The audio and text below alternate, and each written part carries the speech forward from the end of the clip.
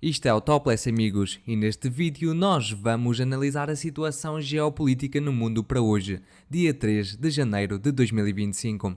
E antes de passarmos à situação na Ucrânia, vamos brevemente analisar a situação na Venezuela, onde durante o dia de hoje os Estados Unidos da América iniciaram uma operação militar, e ela não foi só iniciada porque supostamente também já foi terminada. Donald Trump, o presidente dos Estados Unidos, já referiu que Nicolás Maduro, juntamente com a sua esposa, foram capturados e foram levados para fora da Venezuela.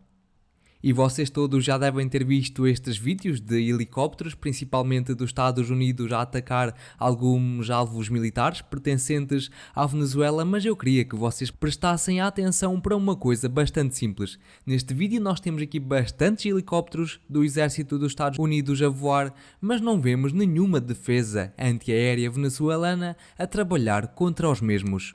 Nem mesmo os lançadores mais pequenos, chamados de Manpads, são vistos a atuar. O que é, de facto, uma situação bastante estranha. E como esta operação foi bastante curta em termos de tempo, podemos especular um pouquinho e referir que houve algum tipo de acordo com Maduro e Donald Trump, ou então o presidente da Venezuela, ou o ex-presidente, foi traído pelo seu círculo mais próximo. Com base neste facto simples de que a defesa antiaérea venezuelana não estava a trabalhar e os venezuelanos não ofereceram nenhuma resistência, só vejo estas duas opções. Ou realmente houve um acordo, ou então Nicolás Maduro foi traído. Mas agora vamos voltar à Rússia, porque de lá também já temos algumas declarações em relação a estas ações por parte dos Estados Unidos da América. E, por exemplo, o Ministério Russo dos Negócios Estrangeiros já referiu que se de facto esta remoção do poder de Nicolás Maduro aconteceu, então isto constitui uma violação inaceitável da soberania da Venezuela. Também já tivemos algumas declarações por parte de Medvedev, o ex-presidente russo, que referiu que isto foi um exemplo perfeito de como os Estados Unidos procuram a paz pelo mundo todo.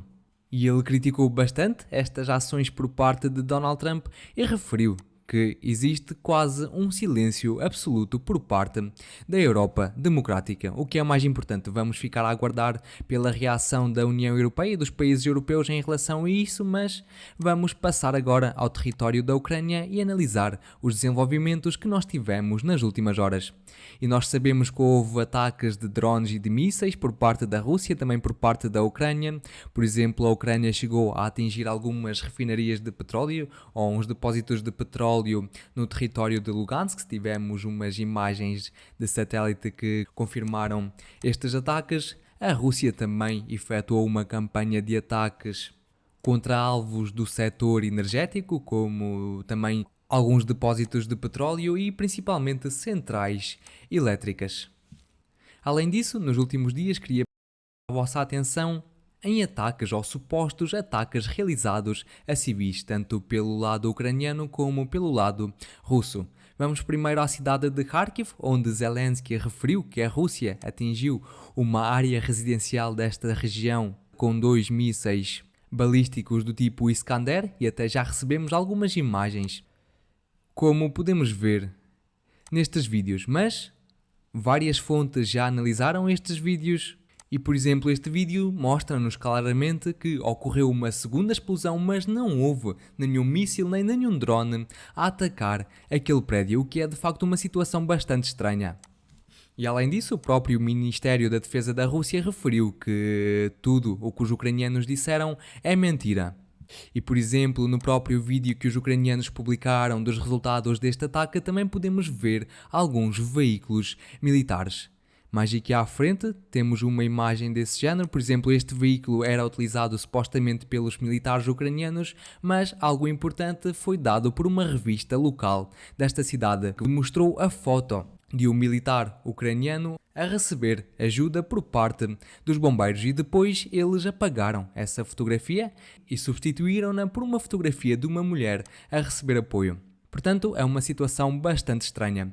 Além disso, também houve um ataque, um suposto ataque à população civil já na região de Kherson, controlada pelas forças russas. Segundo os russos, os ucranianos atingiram um restaurante na noite de Ano Novo e mataram cerca de 30 pessoas.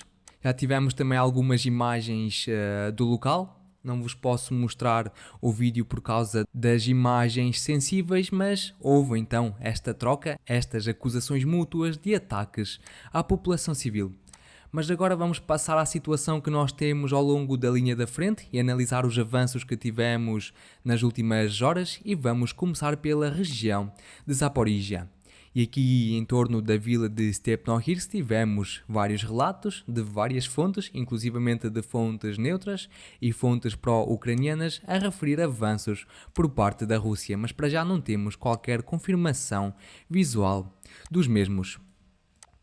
Além disso, tivemos uma intensificação dos ataques por parte da Rússia à vila de Bilohíria. Por exemplo, ainda durante o dia de ontem foi feito este ajuste no mapa a favor das forças russas com base num relato publicado pela fonte pró-ucraniana Deep State, que analisou algumas imagens e chegou à conclusão que as forças da Rússia já estavam a operar exatamente naquele ponto do mapa. Além disso, durante o dia de hoje recebemos o seguinte ataque por parte dos ucranianos.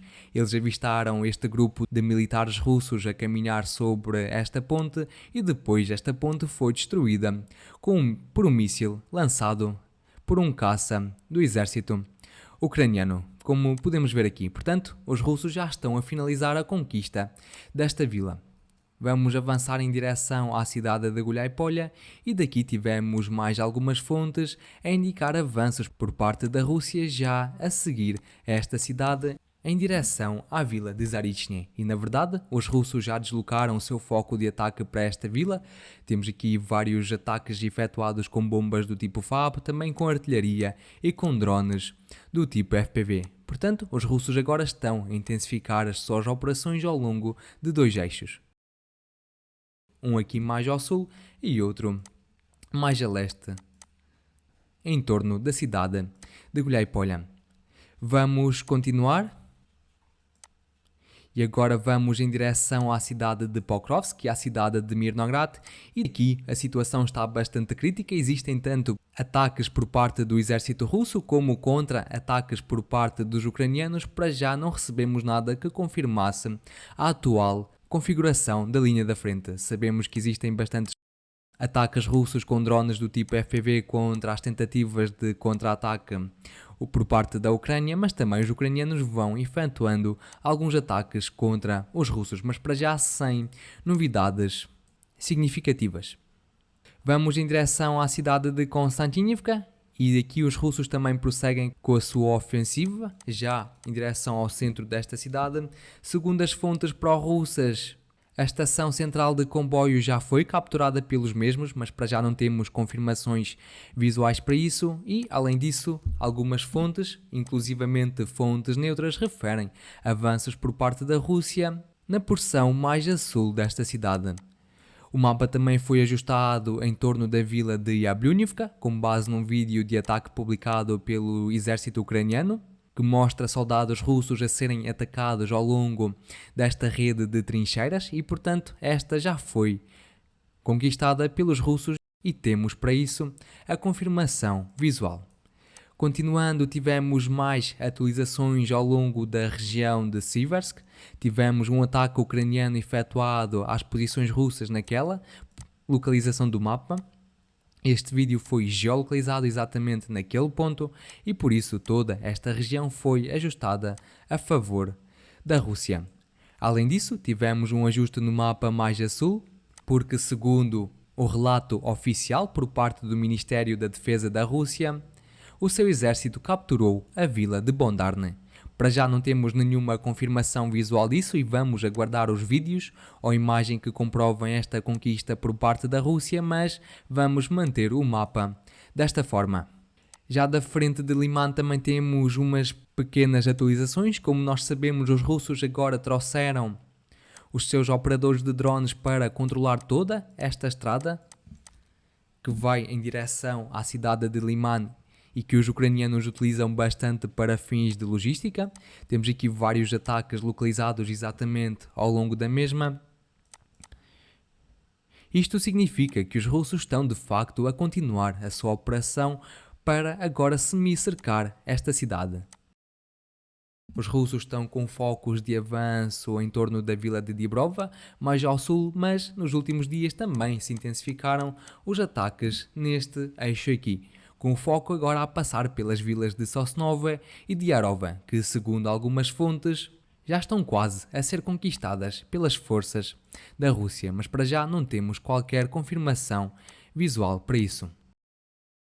Já de Kupiansk a situação também permanece crítica, os ucranianos prosseguem com as suas contra-ofensivas, os russos prosseguem com a defesa desta cidade, mas a única coisa que sabemos é que os russos trouxeram para esta direção uma das melhores unidades militares de drones FPV, a Rubicon, e segundo o que já sabemos, ela já está a atuar nesta direção a destruir não só os soldados ucranianos como também os veículos que o exército ucraniano utiliza.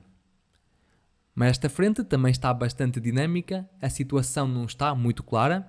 Na verdade, enquanto os ucranianos referem que estão a ter sucesso e que estão quase a expulsar os russos completamente desta cidade, os russos dizem que estão a trazer reservas e que estão a defender com bastante sucesso todos os ataques dos ucranianos. Portanto, a situação permanece desta forma, não temos nada de específico. Também não recebemos nenhum vídeo ou imagem que comprovasse a situação aqui no centro desta cidade e por isso devemos ficar a aguardar. Vamos agora mais ao norte, em direção à cidade de Sumy, porque dali tivemos mais alguns ajustes no mapa. Por exemplo, a vila de Hrabovsky já foi totalmente conquistada pelas forças russas. Na verdade, já tínhamos estes relatos por parte de algumas fontes neutras, mas só durante o dia de ontem é que recebemos um ataque ucraniano efetuado naquele ponto específico do mapa. Portanto, esta região toda já foi ajustada a favor das forças da Rússia. Na região a norte da cidade de Sumy também tivemos mais alguns avanços registados por parte das forças russas. Pelo menos eles foram relatados tanto por fontes neutras como fontes pró-ucranianas, mas para já não temos nenhuma prova visual dos mesmos. Para finalizar o vídeo, vou só referir que houve umas mudanças aqui no governo ucraniano. Sabemos que agora o chefe de gabinete do presidente ucraniano foi substituído e agora ele é o Budanov, que é uma pessoa bastante ligada aos Estados Unidos da América, inclusivamente à inteligência americana. E só quero dar uma breve análise em relação a este assunto. Nós sabemos que também nos últimos dias, como eu já referi num dos vídeos anteriores, o ex-comandante em chefe das Forças Armadas Ucranianas, o general Zaluzhny, supostamente vai abandonar o seu cargo de embaixador da Ucrânia no Reino Unido e vai voltar à Ucrânia para competir com Zelensky para o lugar de presidente deste país. Contudo, já tivemos um passo dado por Zelensky que foi de facto a colocação de Budanov no lugar, podemos chamar de vice-presidente da Ucrânia.